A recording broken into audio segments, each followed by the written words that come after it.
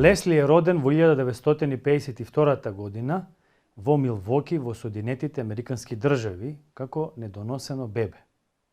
Пред да наполни 6 месеци целосно го губи видот. Сите сметале дека ова бебе, болно од детска парализа, нема шанси да преживее. Меј Лемке, 52 годишна медицинска сестра, одлучила да го посвои. Ја напушта работата и се посветува на мајчинството. Лесли изгледал ужасно, слаб и блед, со искривена рака и со зацрвенети очни шуплени. Не испуштал никакви звуци и не се движал. Бог го сака овој мал човек, си велела Меј.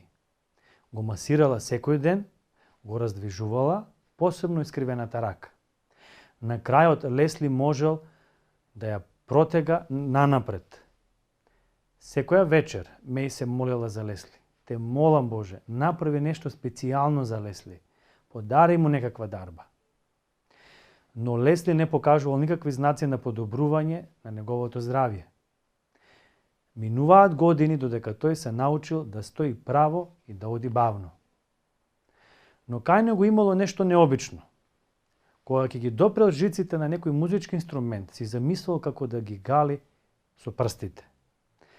Меј наоѓа старо пијано и во многу часови вложен труд го научила да свири неколку едноставни мелодии. Едно утро Меј ја разбудила некоја музика. Си претпоставила дека телевизорот се уште работи и тргнала да го исклучи. Но музиката, концерт за пијано и оркестар број 1 од Чајковски, доаѓал од собата на Лесли, односно од неговото пијано.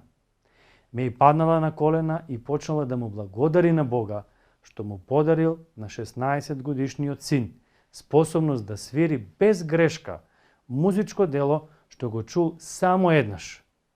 Сушност тој одвај научил да зборува дури 10 години подоцна. Од тој момент па натаму Лесли Лемке изведува концерти низ Соединетите Американски држави.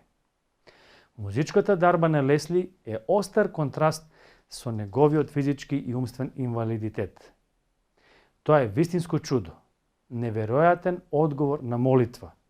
Буквално за една ноќ Меј ја открива феноменалната способност на Лесли. Можеме да реагираме на слични искуства рамнодушно, но секој што видел необични и необјасниви ситуации се чувствува награден и покажува голема благодарност.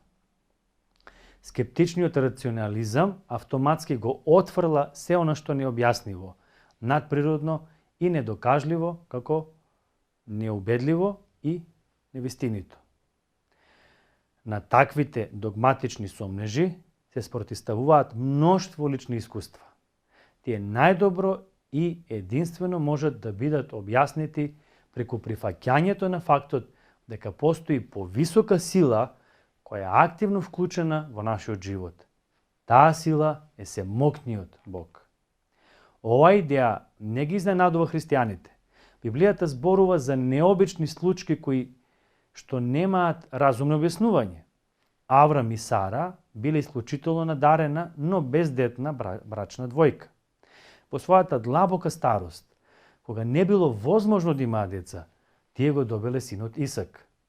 Јосиф, кој бил неправедно осуден како роб, преку ноќ е прогласен за втор човек во Египет.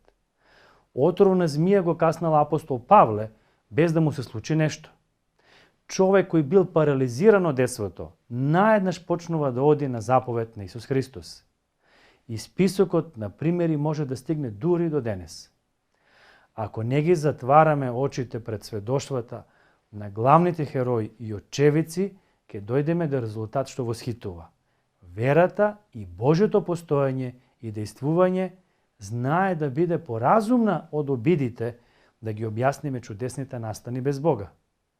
А уште повеќе, кога ќе сретнеме луѓе кои можат да кажат тој е жив, ние го доживеавме неговото присуство. Бог е жив и ги слуша нашите молитви. Тоа го доживеале многу луѓе во своето секојдневие. За seможниот Бог нема ништо невозможно. Можеш и ти да го доживееш Божјото присуство во твојот живот.